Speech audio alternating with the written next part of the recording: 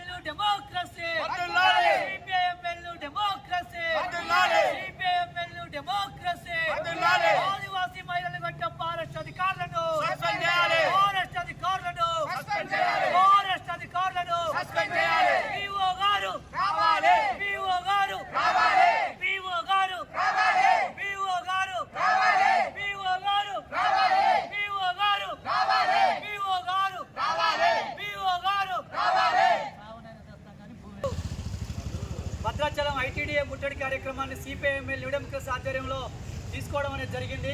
విషయం ఏంటంటే భద్రాచలం నియోజకవర్గమైనటువంటి చర్ల, దుమ్మగూడెం మండలంలో ఉన్నటువంటి కొన్ని భూముల సమస్య మొత్తం కూడా ఫారెస్ట్ వాళ్ళు మన ఎత్తు నిలువెత్తు పంట వచ్చినాక మొత్తం కూడా ఎలాంటి సమాచారం లేకుండా, ఎలాంటి ఆంక్షలు లేకుండా, ఎలాంటి కనీసం కబురు పెట్టకుండా రాత్రికి రాత్రే పీకేసి కేసులు, అక్రమ కేసులు పెట్టేటువంటి పరిస్థితి ఉంది.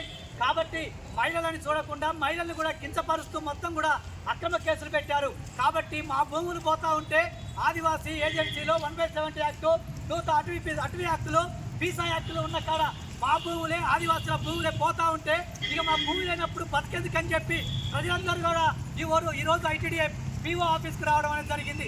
ఎన్నో ఏళ్లుగా, గత 15 ఏళ్లుగా భూముల మీద సాగులో ఉన్నాం, సాగు చేసుకుంటా ఉన్నాం, సర్వే చేస్తూ ఉన్నాం. అధికారులు అందరూ వచ్చారు, భూములు పంచారు, మేము సాగులో ఉన్నాం, పంటలు పండించుకున్నాం. వాటి వాస్తవం కాదు.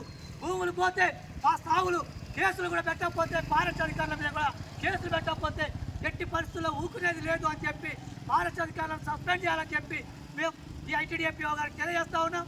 ఆ క్రమంలో నష్టపరిహారం చెల్లించాలి, ఆ క్రమంలోనే ఫారెస్ట్ అధికారులను సస్పెండ్ చేయాలి, మహిళల్ని విడిచిపెట్టాలి అని చెప్పి CPIML new democracy Bhadradri Kothagudem జిల్లా కమిటీ తరఫున కోరుతా ఉన్నాం.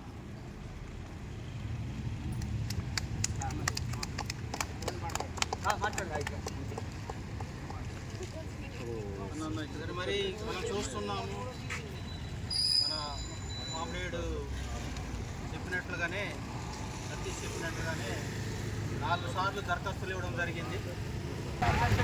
చర్ల మండలం, దుమ్మగూడెం మండలం ఆదివాసీలు 1995 నుంచి బోర్డు భూములు కొట్టుకొని సాగులో ఉన్నారు. ఈ భూములకి పట్టాలు ఇస్తానని చెప్పి కేసీఆర్ మోసపూర్వక మాటలు చెప్పి ఇవాళ కేవలం 4 లక్షల ఎకరాలకి బోర్డు భూములకు పట్టాలు ఇచ్చారు. అందులో భాగంగానే ఇవాళ 14 లక్షల ఎకరాలకు బోర్డు భూములకు పట్టాలు ఇస్తానని చెప్పి 4 లక్షల ఎకరాలకే బోర్డు భూములకు పట్టాలు ఇవ్వడం అనేది దుర్మార్గమైన పరిస్థితి. దీనివలన ఇవాళ కాంగ్రెస్ ప్రభుత్వం మిగతా భూములన్నీ కూడా, పట్టాలు రాని భూములన్నీ కూడా గుంజుకునే ప్రయత్నం చేస్తూ ఫారెస్ట్ వాళ్ళతో దాడులు చేపిస్తూ ఉన్నది. ఈ దాడుల్ని సిపిఐఎంఎల్ న్యూ డెమోక్రసీ పార్టీగా ఖండిస్తూ ఉన్నాం. ఇవాళ ఫారెస్ట్ అధికారులు అక్రమ కేసులు పెట్టి ఇవాళ ఆదివాసీని ఇబ్బంది చేసే పరిస్థితి కొనసాగుతూ ఉన్నది.